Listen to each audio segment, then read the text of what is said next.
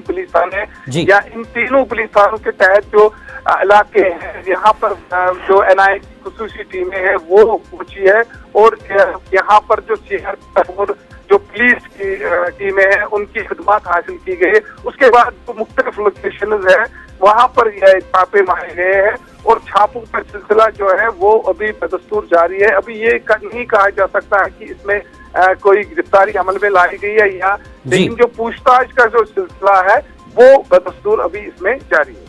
बहुत बहुत शुक्रिया बिलाल खान इस पूरी जानकारी के लिए। तो पुलवामा के मुख्तलिफ मकामात पर एनआईए के छापे जारी हैं, जिस तरह से बिलाल खान ने अपडेट किया है। इस वक्त की दूसरी बड़ी खबर आपको देते हैं। जम्मू कश्मीर जम्मू श्रीनगर कौमी शाहराह 44 बंद। जमीन और चट्टानें खिसकने की वजह से कई मकामात पर शाहराह को बंद कर दिया गया है। यात्रा रामबन पहुंच गई। कौमी शाहराह बंद होने की वजह से फिलहाल यात्रा को रोका गया है। तो बड़ी खबर इस वक्त की, जम्मू श्रीनगर कौमी शाहराह 44 जो है बंद हो गई है। ज़मीन और चट्टानें खिसकने की वजह से कई मकामात पर शाहराह बंद हुई है। यात्रा रामबन पहुंच गई और कौमी शाहराह बंद होने की वजह से फिलहाल यात्रा को रोका गया है। आपको बता दें इस वक्त जम्मू श्रीनगर कौमी शाहराह 44 बंद हुई है। वजह यही है कि ज़मीन और चट्टानें खिसकी हैं, जिसकी वजह से इस शाहराह को बंद कर दिया गया। और आपको बता दें अमरनाथ यात्रा रामबन पहुंच गई और कौमी शाहराह बंद होने की वजह से फिलहाल यात्रा को रोका गया है। तो बड़ी खबर इस वक्त आपको बता दें कि जम्मू श्रीनगर जो कौमी शाहराह है 44 वो बंद कर दी गई है। ज़मीन और चट्टानें खिसकने की वजह से शाहराह को बंद किया गया। यात्रा रामबन पहुंची है और कौमी शाहराह बंद होने की वजह से फिलहाल यात्रा को रोका गया है।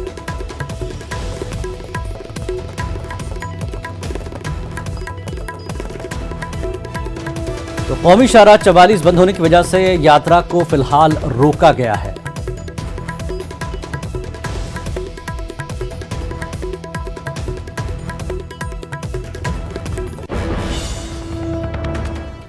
और आगे बढ़ेंगे। महंगाई की मार आवाम पर मुसलसल पड़ रही है। 18 जुलाई से इसमें मजीद इजाफा हो गया है। रोजमर्रा के इस्तेमाल की डब्बा बंद और पैकेट वाली अशिया की जीएसटी शरहों में इजाफे से जेब पर मजीद बोझ बढ़ गया है।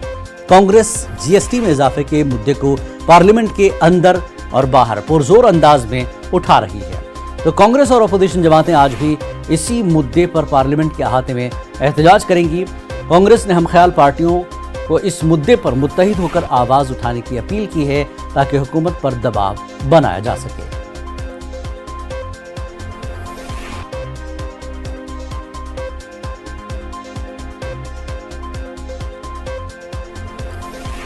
तो महंगाई के इस मुद्दे पर अपोजिशन मुत्तहिद है। पार्लियामेंट के बाहर और अंदर लगातार एहतजाज कल भी देखा गया। और अभी रवि सिसोदिया दिल्ली से हमारे नुमाइंदे हमारे साथ जुड़ चुके हैं। रवि, जिस तरह से कल भी एहतजाज किया गया, प्रोटेस्ट हुआ है जीएसटी के इस मुद्दे को लेकर, आज की क्या सूरत हाल है? पूरा अपोजिशन मुत्तहिद हो रहा है इस पूरे मुद्दे पर। देखिए, करीब 10 बजे का समय दिया गया जिसमें दो तमाम विपक्षी दल के नेता हैं वो मौजूद रहेंगे। आज संसद के सत्र का तीसरा दिन है, मानसून सत्र का। और इस दिन की अगर बात करें तो पिछले 2 दिनों से लगातार महंगाई के मसले पे हंगामा हो रहा था और आज भी महंगाई के मसले पे और जीएसटी जो मसला है, इन मसले को लेकर विपक्ष, कांग्रेस ने सभी विपक्ष को एकजुट किया और एक धरना प्रदर्शन करने के कार्यक्रम में गांधी स्टैच्यू के सामने।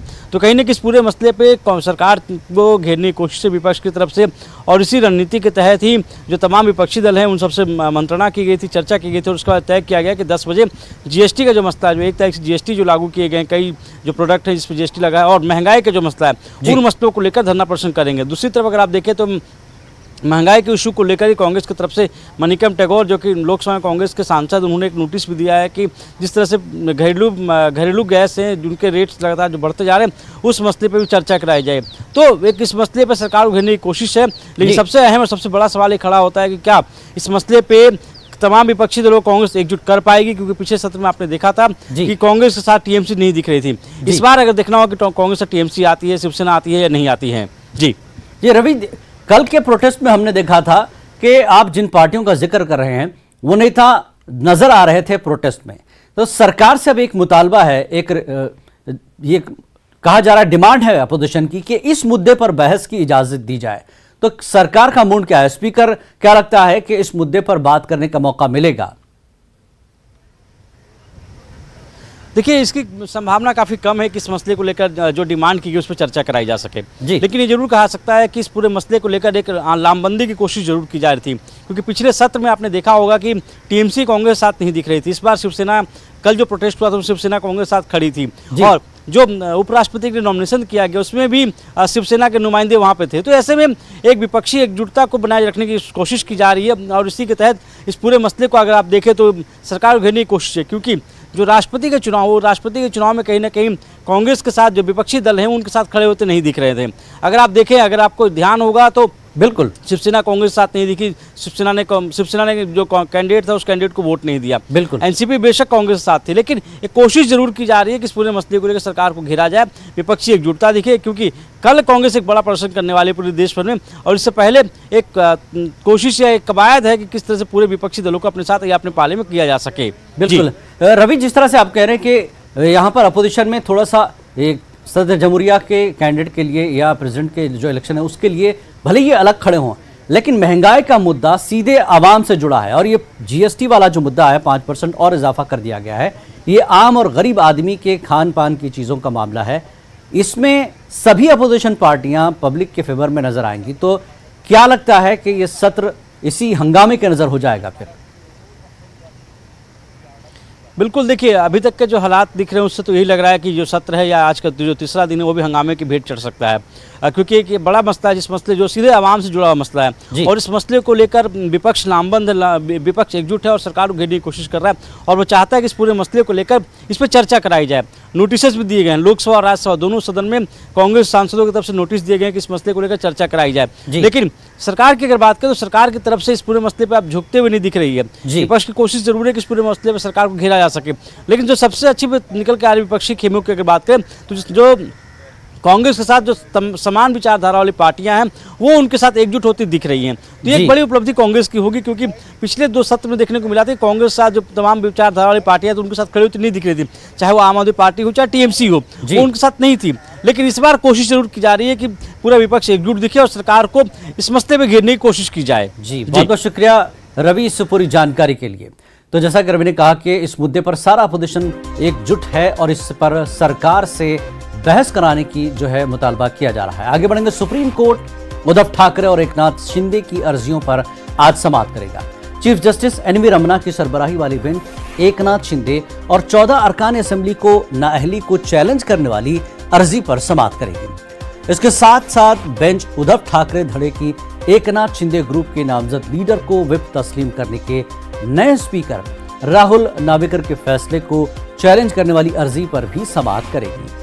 दोनों ही धड़े एक दूसरे के अरकान को नाअहल करार देने के दर पे हैं। उद्धव ग्रुप का दावा है कि जब तक अदालत उज़्मा नाअहली की अर्जी पर कोई फैसला नहीं सुनाता तब तक शिंदे की क़यादत वाली हुकूमत आईनी नहीं, जबकि बागी शिंदे धड़े का दावा है कि उसके पास अक्सरियत है और उसे चीफ व्हिप चुनने और नोटिस जारी करने का इख्तियार है।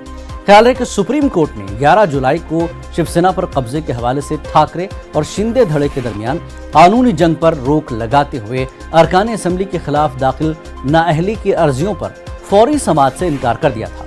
साथ ही साथ अदालत नाअहली की अर्जी पर फैसला होने तक महाराष्ट्र असेंबली के स्पीकर राहुल नार्वेकर को कोई फैसला न करने को कहा था।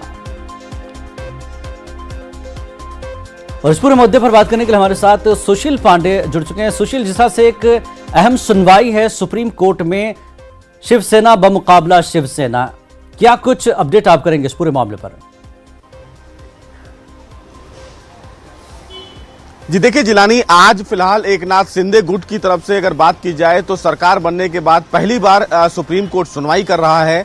सुभाष देसाई जो फिलहाल उदय गुट की तरफ से हैं, उन्होंने सुप्रीम कोर्ट में अर्जी दाखिल की है और साथ ही साथ एकनाथ शिंदे गुट की तरफ से भी सुप्रीम कोर्ट में अर्जी दाखिल की गई है। सबसे महत्वपूर्ण बात इस पूरे मामले में यह है कि सरकार बनने के बाद सुप्रीम कोर्ट की नई बेंच, पहले जो मामला था वो वेकेशन बेंच के पास था, लेकिन सुप्रीम कोर्ट की नई बेंच आज इस पूरे मामले की पहली सुनवाई करेगी, जिसको हेड खुद चीफ जस्टिस एनवी रमन्ना कर रहे हैं, जिसमें जस्टिस कृष्ण मुरारी हैं, जस्टिस हिमा कोहली हैं। एकनाथ शिंदे गुट की तरफ से ये कहा गया है कि चूंकि सरकार बदल गई है, स्पीकर का चुनाव हो चुका है, लिहाजा अब अगर डिस्क्वालिफिकेशन की प्रक्रिया पर फैसला लेने का अधिकार है तो वो फिलहाल एकनाथ शिंदे गुट की तरफ से है। वहीं सुप्रीम कोर्ट के सामने एक और मामला है, वो ये है कि जो फिलहाल डिप्टी स्पीकर के द्वारा जो फिलहाल डिस्क्वालिफिकेशन की प्रक्रिया पर इन 16 विधायक जो एकनाथ शिंदे गुट की तरफ से हैं, उनके डिस्क्वालिफिकेशन की प्रक्रिया पर वो फैसला ले सकते हैं या नहीं ले सकते हैं। दूसरा जो मामला है वो उदय गुट की तरफ से यह भी कहा गया है कि अब फिलहाल जो नई सरकार बन गई है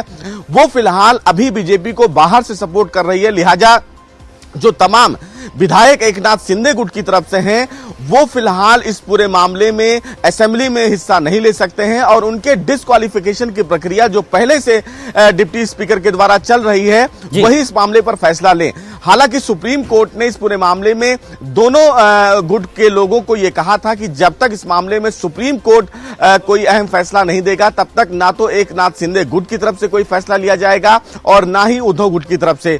तो आज सुप्रीम कोर्ट के समक्ष जो बातें हैं वो ये तय होगी कि जो फिलहाल डिप्टी स्पीकर के द्वारा फैसला लिया गया है डिस्क्वालिफिकेशन की प्रक्रिया का, क्या वो सही है। वहीं राज्यपाल के द्वारा भी जो फिलहाल आदेश जारी किया गया था सरकार बनाने की प्रक्रिया को लेकर, वो भी फिलहाल सुप्रीम कोर्ट के समक्ष फिलहाल पेंडिंग है। उस प्रक्रिया को भी फिलहाल सुप्रीम कोर्ट तय करेगा कि राज्यपाल का जो कंडक्ट है वो सही है, क्या उनके अधिकारों में हस्तक्षेप किया जा सकता है या नहीं किया जा सकता है। तो आज की सुनवाई बेहद अहम होगी, देखना बेहद अहम होगा कि सुप्रीम कोर्ट अब एकनाथ शिंदे गुट की तरफ से जब नई सरकार बन गई है तो डिस्क्वालिफिकेशन की प्रक्रिया पर जो नए स्पीकर बने हैं क्या वो उन 16 विधायकों के खिलाफ डिस्क्वालिफिकेशन की प्रक्रिया पर कोई फैसला ले सकते हैं या नहीं, ये देखना बेहद अहम होगा। और महाराष्ट्र के लिए भी आज की जो हियरिंग है वो बहुत महत्वपूर्ण है, क्योंकि इसी सुनवाई का इंतजार फिलहाल एकनाथ शिंदे गुट की तरफ से किया जा रहा है, क्योंकि सुप्रीम कोर्ट इस पूरे मामले में कोई अहम आदेश जारी करेगा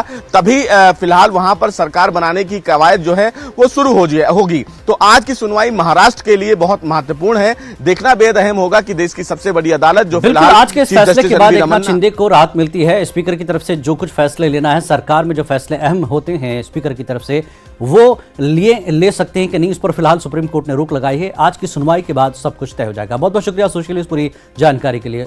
यहां रुकेंगे एक छोटे से ब्रेक के लिए, ब्रेक के बाद जल्द हाजिर होते हैं। आज की ताजा खबर में एक बार फिर आप सभी का इस्तकबाल है। सुप्रीम कोर्ट में समाज से कब्ल उद्धव ठाकरे धड़े को एक और झटका लगा है।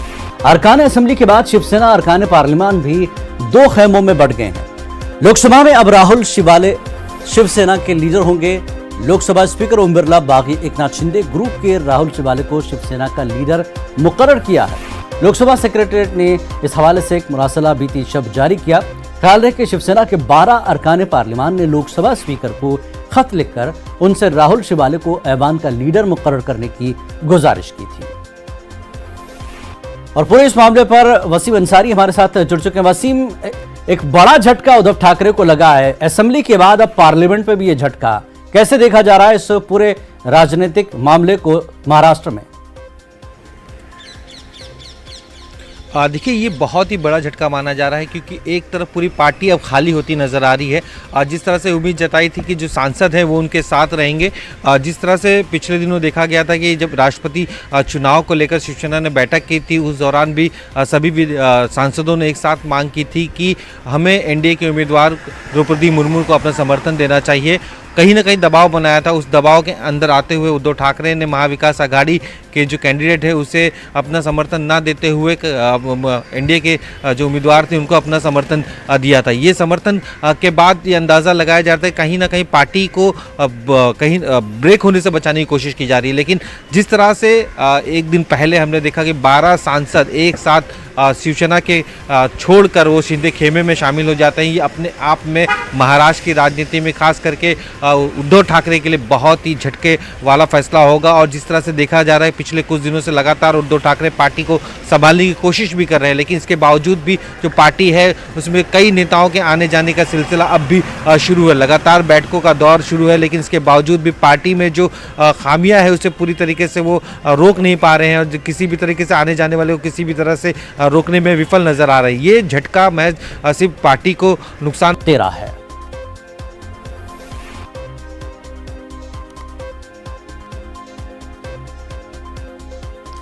तो प्रेसिडेंट सदारत इंतखाबात के तहत वोटिंग हो रही है। प्रेसिडेंट का इंतखाब होना है श्रीलंका में। श्रीलंका में जिस तरह के सियासी हालात और माशी हालात के तहत आवाम जूझ रही है, पूरा श्रीलंका इस वक्त बहुत ही बदतरीन हालात से गुजर रहा है। ऐसे में सदारती इंतखाबात के तहत वोटिंग शुरू हो गई है। 44 साल के बाद श्रीलंकाई पार्लियामेंट राज तौर पर सदर का चुनाव करेगी।